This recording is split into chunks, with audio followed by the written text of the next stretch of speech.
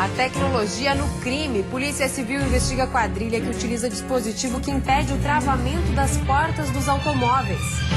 Oportunismo. Um homem acompanhado de criança aproveita a distração de uma senhora para furtar a carteira dela. Na ação que durou poucos segundos, a vítima perdeu R$400. Nova previsão de entrega do antigo São Lucas. Governo do estado diz que o novo centro educativo para menores infratores deve ser inaugurado neste mês. Audiência de conciliação sobre o transporte coletivo de Florianópolis. Sessão no Tribunal Regional do Trabalho reúne representantes dos sindicatos, Ministério Público do Trabalho e Prefeitura. Já em Criciúma, no sul do estado, a paralisação do transporte coletivo pegou muitos usuários de surpresa hoje. E no futebol, uma vitória e 4 derrotas. Assim foi a rodada do fim de semana para os times catarinenses do Campeonato Brasileiro.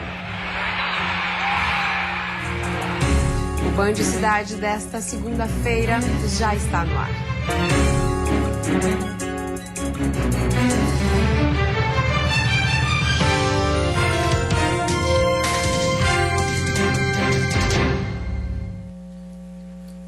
Olá, boa noite. Boa noite. A Polícia Civil investiga uma quadrilha que utiliza um dispositivo capaz de impedir o travamento das portas de um automóvel. O aparelho é conhecido como Chapolin e chegou a Santa Catarina há poucos meses. As imagens gravadas pelas câmeras mostram como os bandidos agem. Neste exemplo, a vítima chega num automóvel branco. O ladrão vem logo atrás em outro carro. Quando o motorista deixa o veículo e aciona as travas elétricas pelo controle, o dispositivo de bloqueio é acionado. Sem perceber que o carro ficou aberto, a vítima sai e o criminoso aproveita para furtar objetos. O aparelho que bloqueia o travamento das portas é conhecido como Chapolin e chegou a Santa Catarina há poucos meses.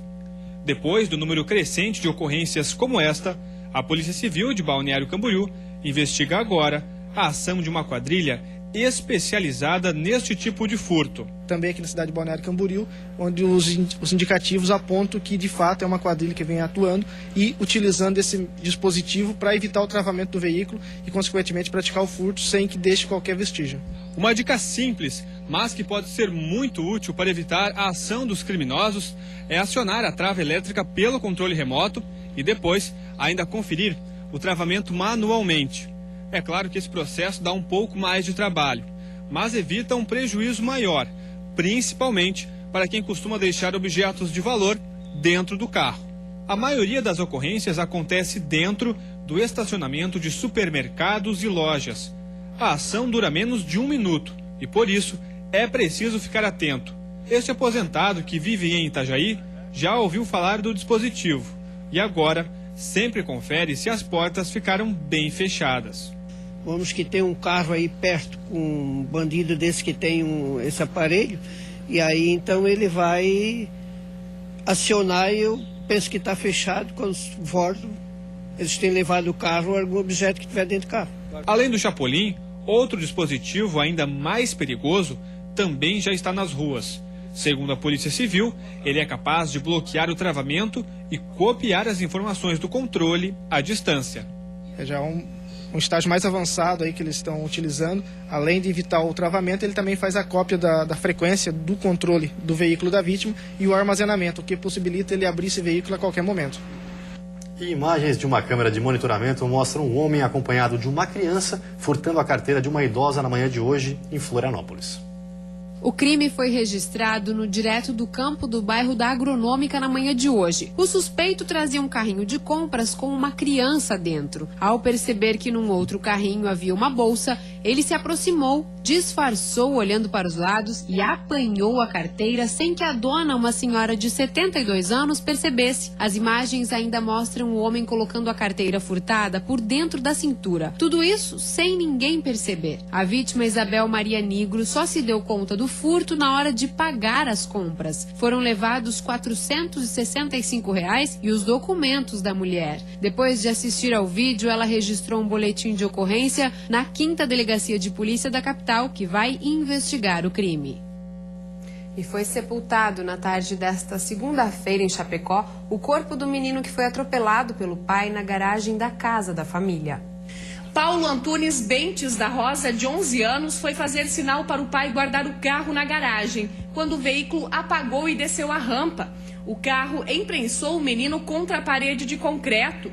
A criança não resistiu aos ferimentos. Após socorrer o filho e encaminhar para o hospital, o pai da vítima foi preso e indiciado por homicídio culposo, que é quando não há intenção de matar. Ele pagou fiança de R$200 e foi liberado. Na escola onde Paulo estudava, não teve aula hoje. Esta professora colocou uma fita na porta da sala onde o menino estudava todos os dias no período da tarde. Na última sexta-feira, ela fez uma festa de aniversário para ele e mais 3 alunos. Um menino assim muito exemplar, que ele estava sempre presente. Quando eu precisava fazer xerox, eu mandava ele. Ele nunca foi de brigar com um colega ou reclamar de alguma coisa. A família está muito abalada e não quis falar com a imprensa e também não permitiu imagens do velório. Paulo foi sepultado hoje à tarde em Chapecó. E a seguir, o novo centro educativo para menores infratores está pronto, mas a entrega da obra foi prorrogada novamente. E depois de 6 meses de reformas, a ala norte do mercado público da capital foi reaberta hoje. De cidade. Oferecimento.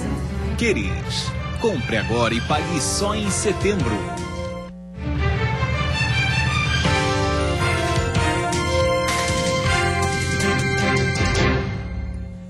Na capital, depois da interdição feita pela Justiça, o antigo São Lucas vai se tornar CASE, Centro de Atendimento Socioeducativo. O problema é que a entrega já foi prorrogada 2 vezes. O governador Raimundo Colombo, o secretário de Justiça e Cidadania e autoridades catarinenses visitaram a sede que vai abrigar os menores infratores em Florianópolis. A obra parece estar pronta, mas ainda não foi inaugurada. A previsão de entrega era fevereiro deste ano. Foi prorrogada para maio e agora para o fim do mês de junho. Bom, a equipe já está em treinamento. Mais 10 dias eles concluem essa etapa de treinamento. Nós estamos tomando todas as medidas administrativas e no final de junho, no máximo final de junho, o sistema vai estar operando já plenamente. O Centro de Atendimento Socioeducativo promete ser completamente diferente do São Lucas, interditado pela Justiça em 2010 e demolido pelo Estado. O problema é que a nova sede já vai inaugurar lotada. O espaço tem capacidade para 70 internações definitivas e 20 provisórias. Mas hoje, em todo o estado, 176 menores infratores aguardam em casa por uma vaga para internação. Nós temos uma unidade também para ser entregue, já deveria ter sido entregue, melhor dizendo, em Joinville. Estamos concluindo o processo licitatório, melhor dizendo, em Chapecó, com mais 60 vagas, e vamos iniciar um processo licitatório para Criciúma, solvendo de forma completa o déficit de vagas em Santa Catarina. O frio mais intenso continua nesta terça-feira, com possibilidade de geada nas partes mais altas do oeste e Planalto Sul. Na divisa com o Rio Grande do Sul, nevoeiros ao amanhecer. A temperatura mínima deve ficar em 1 grau na Serra e a máxima em 22 no Vale do Itajaí. No Planalto Norte, mínima de 4 e máxima de 16 graus. No litoral norte, Grande Florianópolis e Sul, a máxima chega aos 21. E no oeste, mínima de 5 e máxima de 17 graus. E depois de 6 meses de reformas, a ala norte do mercado público de Florianópolis foi reaberta hoje pela manhã. Mas somente 3 dos 77 boxes estão funcionando. Hoje pela manhã, muita gente nem percebeu que a ala norte do mercado público de Florianópolis estava de portas abertas, depois de 6 meses em reforma. Isso porque os tapumes do canteiro de obras ainda estão montados, mas nas próximas semanas eles vão ser transferidos para a ala sul. Quem entrou viu somente 3 boxes abertos, de um total de 77. Os outros ainda dependem de ajustes técnicos nos projetos de segurança. É necessário que os lojistas tenham a anuência por parte do alvará de funcionamento junto ao município. E para isso ele precisa ter uma aprovação de um projeto de uso e ocupação do espaço. E apesar da maioria das lojas estarem fechadas, o resultado da reforma agradou. Agora está muito melhor, né? Ficou mais bonito, né? Ficou bem legal. Bem legal mesmo. Tá bem bonita, bem montagem, tudo bem organizado mesmo. A gente está acostumado com tanto as pessoas, tudo aqui em volta, tudo cheio, agora tá Tá vazio? Apesar de ter sido reaberta com apenas 3 lojas funcionando, a nova ala norte do mercado público vai oferecer uma grande variedade de serviços. Serão desde restaurantes e lanchonetes a lojas, conserto de roupas, sapatos e serviços bancários. A expectativa da prefeitura é que até o fim do mês tudo esteja em pleno funcionamento.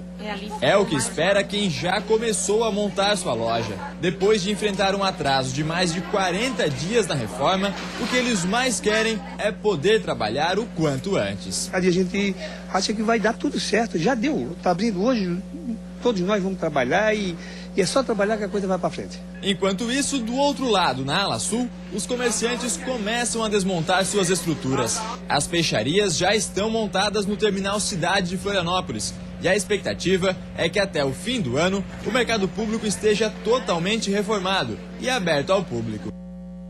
E depois do intervalo tem futebol, 1 vitória e 4 derrotas. Assim foi a rodada do fim de semana para os times catarinenses no Campeonato Brasileiro. O único time que pode comemorar a Chapecoense venceu em casa e finalmente saiu da zona do rebaixamento.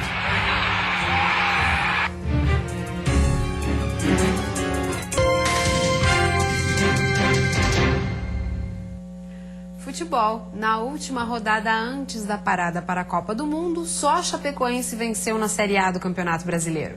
Veja como foi. O Criciúma foi a São Bernardo do Campo, no ABC Paulista, para enfrentar o Santos. E de lá saiu derrotado por causa das falhas na marcação. No primeiro gol, Arouca roubou a bola no meio de campo, avançou e tocou para Gabriel. 1-0 Peixe. Depois, o mesmo Arouca começou a jogada do segundo gol. Ele passou para o Gabriel, que tocou para o Diego Cardoso e que decretou a vitória para o time da Baixada. O Tigre, com 11 pontos, é o 13º na tabela de classificação. Orlando Scarpelli, mais uma decepção para a torcida do Figueira, que viu o time perder outra vez. 3-1 para o outro furacão, o Atlético Paranaense. Em 9 rodadas, o alvinegro foi derrotado 7 vezes. E com apenas 4 pontos, voltou a ser o lanterna. Mesmo assim, o técnico do time, Guto Ferreira, achou melhoras na equipe. Acredito naquilo que a gente vem fazendo e, logicamente, vejo melhoras. As melhoras ainda são poucas, mas hoje nós temos exatamente o que nós precisamos, que é um tempo para trabalhar, para fazer muita coisa que o dia a dia nos impede de fazer, e temos tempo também para a direção agir aonde necessita agir, aonde necessita buscar, aonde necessita fortalecer esse grupo. Na Arena Condá, Abuda fez um golaço logo aos 8 minutos da primeira etapa, 1-0 Chape. Alemão, aos 26, aumentou com um gol em que a bola praticamente se arrastou para cruzar a linha, mas o juiz validou 2-0. E quase no final da partida, Demerson descontou para o Bahia, que acabou a rodada com os mesmos 8 pontos do Verdão do Oeste. A Chapecoense finalmente saiu da zona da degola. Agora está na 16ª posição. Pedir para os atletas que não jamais desistissem do jogo. A partir do momento que nós não estivéssemos com a posse de bola, que nós a todo momento brigasse o mais rápido possível, recuperar essa posse de bola e para sair com tranquilidade, com paciência, porque o adversário iria se fechar e a gente teria que chegar no gol adversário com qualidade. E pela Série B, mesmo perdendo, o Joinville conseguiu se manter no grupo de acesso. Confira como foi a rodada. O Jack enfrentou o Santa Cruz no Estádio dos Aflitos e não conseguiu segurar a pressão. Neno chutou forte sem chances para o goleiro Ivan e fez o primeiro do time pernambucano. Depois, Betinho de cabeça fechou o placar. O Jack, com 17 pontos, está na 3ª posição. Na ressacada, outra decepção. O Leão da Ilha teve algumas oportunidades, mas não conseguiu transformar em gols. Nem mesmo a entrada de Marquinhos reverteu a situação. Mas o ABC pressionou e conseguiu. Rogério levantou para a pequena área e Lúcio Flávio, de cabeça, fez o gol da vitória do time de Natal. O Avaí é o 13º colocado com 10 pontos. Eu creio que a gente teve uma atuação consistente no primeiro tempo, criou as oportunidades, acabamos não aproveitando essas oportunidades. O segundo tempo, o ABC fechou muito bem, eles encaixaram a marcação e a gente teve um pouco de dificuldade em relação a achar espaço para finalizar. e acabamos saindo derrotados.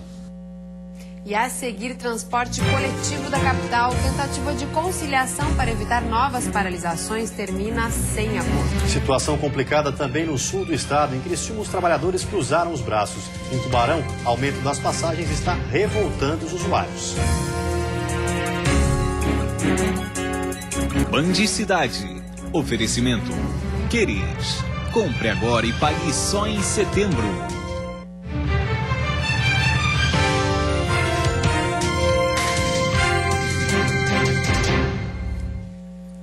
Mais de 40 mil contribuintes vão precisar acertar novamente as contas com o Leão. Eles foram pegos na malha fina da Receita Federal. Em Santa Catarina, mais de 48 mil declarações foram pegas pelo Leão. Os principais motivos dos contribuintes terem caído na malha fina foram despesas médicas e omissão de rendimentos do titular ou dependentes. Nas regiões do meio ao extremo oeste, que abrange 129 municípios, a Receita recebeu mais de 160 mil declarações e 5% dos contribuintes estão irregulares. Esse é um número considerado normal para a Receita Federal. Esse contribuinte, todos os contribuintes que entregaram a declaração devem verificar no portal de atendimento virtual da Receita Federal o resultado do processamento da sua declaração, verificando se está em malha ou não. Os contribuintes que estiverem na malha fina devem acessar o site da Receita Federal. No portal é possível acompanhar a situação da declaração e retirar um extrato online que mostra eventuais erros. Para ter acesso, é preciso ter um código pessoal que está junto com a declaração. É importante que o contribuinte faça o código de acesso e faça a verificação mensal da sua situação, porque à medida que o processamento for recebendo essas declarações, essas retificações, a situação do contribuinte ela pode mudar, pode sair de malha para uma situação já disponível para a restituição. A Receita Federal concluiu o processamento de todos os 26,8 milhões de documentos entregues até dia 30 de abril. E agora se prepara para liberar o primeiro dos 7 lotes de restituição deste ano. Idosos, portadores de doenças graves e deficientes têm prioridade. O primeiro lote deverá ser liberado no próximo dia 9. Quem declarou com certificado digital também deverá receber a restituição mais rapidamente. No sul do estado, passageiros enfrentam problemas com o transporte coletivo. Em Tubarão, o aumento da passagem tem causado revolta entre os usuários. No terminal central de Tubarão, a estrutura apresenta diversas marcas da ação do tempo e está bastante comprometida. Nos pontos de ônibus pela cidade, a situação não é diferente. Neste, por exemplo, as escadarias de um banco viraram assento para quem aguarda pelo coletivo.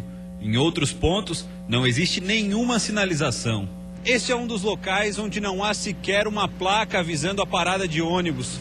E a banca de jornais acabou virando abrigo para os passageiros. Já aqui, é na calçada mesmo. As pessoas aguardam o transporte sem nenhum tipo de estrutura para garantir conforto ou segurança dos passageiros. Além dos problemas frequentes, a atendente Marielle enfrentou hoje uma novidade, a tarifa, agora mais cara. É ruim porque é de chuva, sol, a gente fica aqui, se molha tudo, é complicado. E agora aumentou a tarifa? Aumentou. Aí pior para nós, né? O preço das passagens agora pode ser comparado aos de grandes centros. O valor passou de R$ 2,70 para R$ 2,95, mas o serviço nada mudou. Vocês percebem alguma melhoria? O preço aumenta, mas vocês percebem alguma? Não, nenhuma melhoria. Se de repente os assentos dos bancos do ônibus fossem melhor, a acessibilidade também para cadeirante, tudo melhorasse muito, mas não teve nenhuma melhoria, os ônibus continuam a mesma coisa e a gente está pagando aí essa fortuna aí por nada, né? A justificativa pelo aumento é bastante clara. Em regra, nós trabalhamos com um reajuste anual, é isso que pressupõe a nossa legislação municipal, e nos últimos 3 anos não houve esse reajuste. Para evitar problemas com as empresas, a Prefeitura concedeu um reajuste de pouco mais de 9%, evitando que as empresas tivessem dificuldades em negociar com os trabalhadores e, por consequência, o serviço pudesse ser paralisado. De acordo ainda com o secretário, o alto custo para o passageiro se deve à baixa taxa de ocupação dos coletivos, que está na média de 14 passageiros.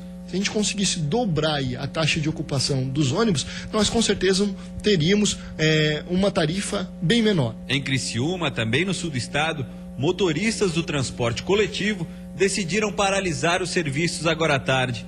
A interrupção se deu para exigir que os trabalhadores participem de uma reunião entre o Sindicato dos Motoristas e o patronal. E uma audiência de conciliação agora há pouco na Justiça do Trabalho tratou mais uma vez sobre os impasses no transporte coletivo, dessa vez em Florianópolis. A última paralisação aconteceu na quarta-feira da semana passada e durou 19 horas. O relator da ação movida pelo Ministério Público do Trabalho, desembargador Jorge Luiz Volpato, sugeriu um acordo entre as partes. O principal impasse envolvendo o novo modelo de consórcio na capital é a informatização do sistema. Os trabalhadores temem a demissão de 350 cobradores e a extinção dos postos de trabalho. A proposta pretendia garantir todas as vagas pelo prazo de 1 ano. Enquanto isso, uma comissão formada pelo Ministério Público do Trabalho, pelos sindicatos patronal e dos trabalhadores e ainda pela Prefeitura, se comprometeria a elaborar um estudo completo sobre o transporte coletivo da capital.